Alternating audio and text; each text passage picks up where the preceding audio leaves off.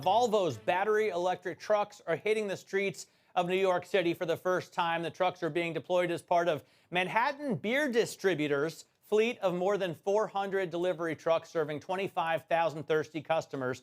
Peter Voorhoeve, the president of Volvo Trucks North America, joins us now to discuss. It's great because, Peter, I've always said, if this doesn't work out for me, I would like to be a truck driver or a beer distributor. I guess I would have the chance to do both here. But aside from that, thanks for joining us. What are we going to see with this experiment? I mean, it's a pretty large fleet. Yeah, Matt and Amanda, hi, and thank you very much for having me. I'm very excited to be on your show. What are we having here? This is a big day for us for Manhattan Beer, but also for the city of New York, where we then officially hand over the first of 5 electric trucks that will distribute beer in the five boroughs. And Matt, it is not an experiment, quite frankly. This is not a pilot. This is not a test. This is not a tryout. This VNR electric that you see here behind us is part of our standard offering that we introduced a year ago, and we're now selling it for normal operations. What can you expect and what can you see? You see now an electric truck that has a 0 tailpipe emission. So that means there is no greenhouse gas, and with that we tackle then the climate changes that we currently have.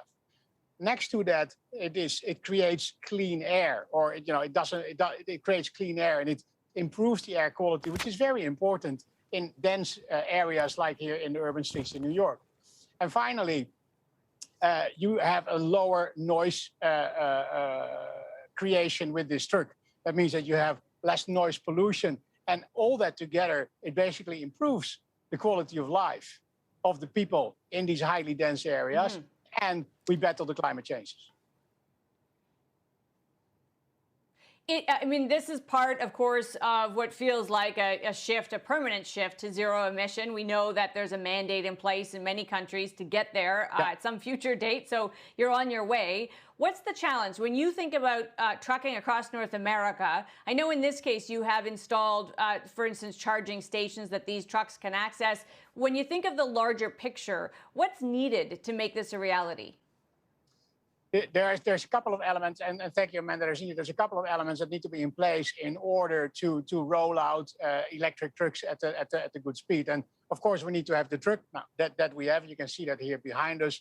The trucks are more expensive than regular trucks, and that means that we need help from governmental and state, or federal and state authorities with incentive programs, and that is what happened here in cooperation with the city of New York.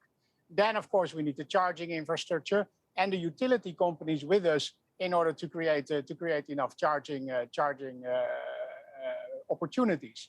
If these elements work together as a team, then it can work. And you can see that here, Manhattan Beer is a great example of all the parties working together in sync and putting 5 trucks in operation on the streets. You talk about the higher costs, and one way to offset that, obviously, is the kind of cooperations that you already have with a company like Daimler. We're also seeing Traton acquire Navistar to build more scale. Do you see more cooperations in your future with, formerly rival truck makers? Is that the way of the future? We have, as you mentioned, we have a joint venture with Daimler on fuel cell technology, and there is an initiative in Europe on charging infrastructure. I have no further information of other cooperation. I do want to talk to you about Aurora and what obviously is probably early on into this push you may have towards autonomous trucks. But how far off is that kind of thinking, and where are you on the path in that partnership? As you know, in March, the group announced a partnership with Aurora. That's a partnership between Volvo Autonomous Solutions and Aurora, and that will ultimately result in a Volvo truck, in a Volvo VNL with an Aurora driver on it. We just started, so we'll need to keep you posted on the news there. But it's a serious initiative.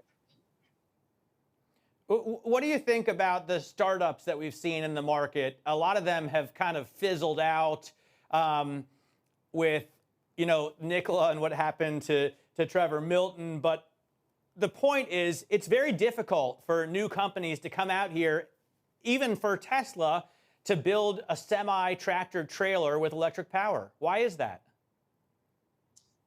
Let me put it like this.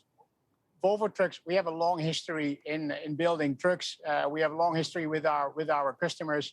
There's a lot of different applications. It's different if you do beer or if you haul oil or food. So those are all different applications. And we understand how that works. Based upon these customer relationships and the in-depth knowledge of the industry, we've been able then to build this VNR electric. And the VNR, the truck that you see behind us here, Matt and Amanda, that's a truck we already had. Built here, it's designed here, it's developed for the North American market. Everything we sell here is built in Virginia, in our plant over there. And then what we have done, we have used the global technology that we have, right? We had an electric driveline in Volvo Bus, and we've been working for that for a long time. And that we have used then in this VNR electric. And that is how we then take step by step. And we come out now with a truck with a range of 150 miles, which is ideal for distribution in cities, for regional distribution. And I think by taking these small steps and going to the market with like this is how we will reach our goals, right? The goals that are set by states, the goals that are set by the government, but also the goals that are set by ourselves, by Volvo Trucks. Mm-hmm. We want 35% of our sales to be electric in 2030. And I think this is the way we're going to get there.